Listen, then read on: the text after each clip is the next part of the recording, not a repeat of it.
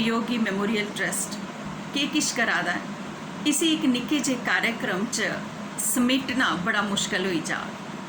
Kunwar Viyogi memorial trust किस पास्या किन्ना काम करा दा है, इसी किश शब्दें च समेटना बड़ा के मुश्किल होई जा। पर की करचे, वक्त की पाबंदी है तो कार्यक्रम की खत्म भी करने के पौना है। सो to present the vote of thanks by the Trust Advisory Board member, President Dogri Sanstha, may I invite Professor Lalit Mangotra sir. नमस्कार। कुंवर वियोगी मैमोरियल ट्रस्ट पासिया अज दे इस कार्यक्रम च तुंदा सारें दा शुक्रिया अदा करने का जिहड़ा मैं खुशगवार मौका मिलिया है, इहदे लई मैं बड़ी खुशी महसूस करां। असल च कुंवर वियोगी ट्रस्ट का मैंबर होने के नाते मैं खुशी भी है तो गर्व भी है। खुशी और गर्व इस गल का है कि ये ट्रस्ट एक ऐसे साहित्यकार के नाम पर बनाया गया है जिहड़ा अपने वक्त च मन्ने परमन्ने के साहित्यकार है। और उहदे कोला भी बड़ी गल ये है कि उन्हें जिहड़ा साहित्य रचिया या जिहड़ी उनकी सोच ही वो अपने वक्त कोला बहुत अगे की सोच ही, तो एक बड़े प्रोग्रेसिव जे एक राइटर है। दूआ ये जिहड़ा ट्रस्ट थोड़े ही टाइम च अपने 4-5 साल के अरसे च गए इन्हें इन्ना काम किया है, साहित्य के क्षेत्र च किया, कला के क्षेत्र च किया। और ख़ास गल यह है कि नौजवानों की और बच्चों की प्रोत्साहित करने लिए, डोगरी बोलने लिए, डोगरी का साहित्य पढ़ने लिए इन्हें इन्ना उन्हें प्रोत्साहन दिता है, वजीफे देइए दिता, उन्हें अवार्ड देइए दिता और किन्ने का कार्यक्रम कराए न। ये कन्ने कला के क्षेत्र च किन्ने काम कार्यक्रम करवाए न। और इस तरीके कन्ने इन्ना प्रोत्साहन इन्हें दिता है डोगरी लिए, साहित्य लिए, कला लिए कि ये अपने आप अभूतपूर्व है। और मैं समझना कि ये जिहड़ा काम है ये अगे भी करते रहोगन। ये साढ़े श्री गोवर्धन सिंह जम्वाल जी ये चेयरपर्सन और ये पैटर्न श्रीमती पूनम जम्वाल जी, इनके दोनों की देख रेख च जिस उत्साह कन्नै काम होया, मैं समझना है काम अगे भी इस चाली कन्नै बधदा रहो। अज दे इस कार्यक्रम च मैं सारे कोला पहले शुक्रिया अदा करना चाहंग अज दे मुख परौने जम्मू यूनिवर्सिटी के आदरयोग वाइस चांसलर प्रोफैसर मनोज धर हुंदा। प्रोफैसर मनोज धर एक बड़े बड़े अकैडमिशियन, इनका अपना एक बड़ा बड़ा नाम है। उसदे अलावा जम्मू यूनिवर्सिटी के आदरयोग वाइस चांसलर न। गल ये है कि इंदे कन्नै जिस वेले भी कला के क्षेत्र च, साहित्य के क्षेत्र च, साइंस के क्षेत्र च कुछ भी काम करने लिए सलाह सूत्र किया जा या इनके कन्नै गल की जा, ये हमेशा बड़े एक्टिवली उहदे च योगदान दिंदे न। और इनका जिहड़ी अप्रोच है वो बड़ी सकारात्मक हुंदी है। इस गल लई अस इनका शुक्रिया अदा करने कि अज दे कार्यक्रम च आनी है, साढ़े कार्यक्रम की इन्हें शोभा बधाई और अपने भाषण च कुछ ऐसे असेंगी हिंट भी दिते जिहदे कन्नै असेंगी पता लगता है कि डोगरी का साहित्य, डोगरी का भविख होर उज्जवल होने वाला है। ये बाद मैं शुक्रिया करना चाहंग कुंवर वियोगी ट्रस्ट पासिया श्री मोहन सिंह हुंदा, जिन्हें अज दियाँ कोई किताबां भी रिलीज़ कीतियां कुंवर वियोगी होंदियां किन्नियां गै, ते कन्नै गै उन्हें किताबें का परिचय भी दिता।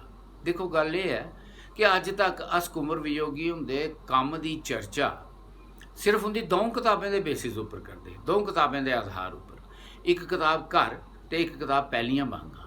ये 2 किताबें के बेसिस उपर असी इन्ना मटीरियल मिलता हा कि उनके उपर अस सैमीनार भी करवाते हैं, उनके उपर डिस्कशन भी होंदियां हियां और असी लगता हा कि एडा बड़ा योगदान है। लेकिन अज दे इस कार्यक्रम च उनकी मृत्यु हो जाने के बाद अज किन्नियां गै किताबां, इन्नियां असंख्य जिहियां किताबां लगदियां ने, ये अज उनका विमोचन होया। तुस आपू सोची सकते हो एक केड्डा बड़ा जखीरा हो साढ़े कोल जिहड़ा साढ़े हत्थ अज लग्या।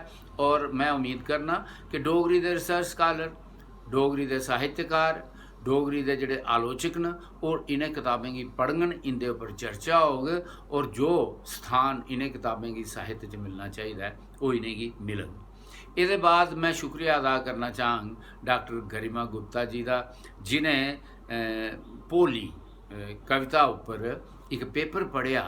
और असल च भोली कुंवर वियोगी हुंदी छोटी भैन का नाम है।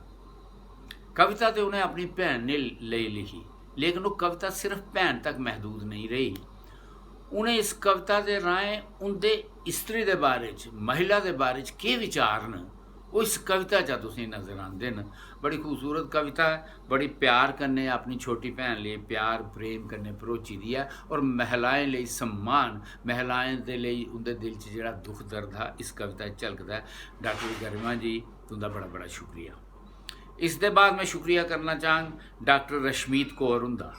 डॉक्टर रशमीत कौर होरें कुंवर वियोगी उनकी लेखन शैली यानी राइटिंग स्टाइल उपर लिखिया, और खास तौर पर उनके पैट्रियाटिज्म उपर ते जम्मू के बारे च जिहड़ा उन्हें प्यार है।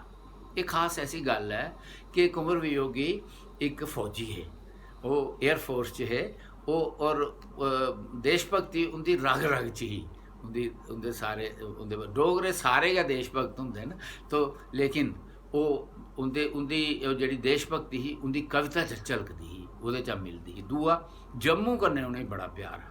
किन्नियां कविता किन्ने गै बंदन घर च या उनकी सॉनेट दे विच किन्नी जगह गै इस गल का जिक्र आंदा है कि जम्मू ऐसी जगह है जिथे कोई लंघा तो उसी हथ जोड़िए सिर बंदना चाहिए, ऐसी अच्छी जगह। तो रशमीत कौर होरें बड़े अच्छे तरीके कन्नै इस पेपर की प्रेजेंट किया, and I congratulate her, and I it was a very appreciable paper.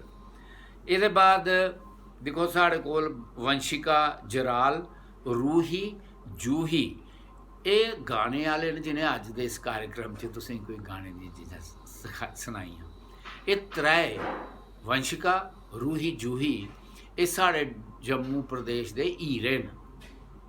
आने वाले वक्त च या इस वेले भी इंदा इन्ना नंगा है, पहले गै रूही जूही ने ते इंटरनेट उपर कमाल कर दिते दा है। हर लोग उनका बार बार डोगरी के गाने सुनते हैं, और अज भी इन्हें भोली उपर गाई है या सरस्वती वंदना च कमाल दा पेशकश की है। इन्हें सारें की साड़ा आशीर्वाद भी है, और इनका शुक्रिया भी अस करने। ये बाद डोगरी डिपार्टमेंट के head of department professor Shivdev Manas ji, ते इंग्लिश डिपार्टमेंट दी head of department professor Monika Sethi, इन्हें वेलकम एड्रैस दिता। असल च गल यह है कि अज के कार्यक्रम के होस्ट भी है, पर कि मिगी जिम्मेदारी दी गई है कि मैं कुंवर वियोगी ट्रस्ट के पासे बोलां, इसलिए मैं उनके पासे इनका भी शुक्रिया अदा करना चाहंग कि इन्हें इस कार्यक्रम से साढ़े कन्नै रलिए इस कार्यक्रम की सफल बनाया। बड़ा सुंदर बड़ा अच्छा कार्यक्रम रहा, और मैं उम्मीद करना कि इस किस्म के कार्यक्रम या अस कुंवर वियोगी ट्रस्ट पासे उम्मीद करने हैं कि ऐसे कार्यक्रम आते रहन, चलते रहन, और कुंवर वियोगी ट्रस्ट इस चाली कन्नै यूनिवर्सिटी कन्नै मिली है या दूई संस्थाएं कन्नै मिली है डोगरी लिए साहित्य लिए काम करता रहो। शुक्रिया।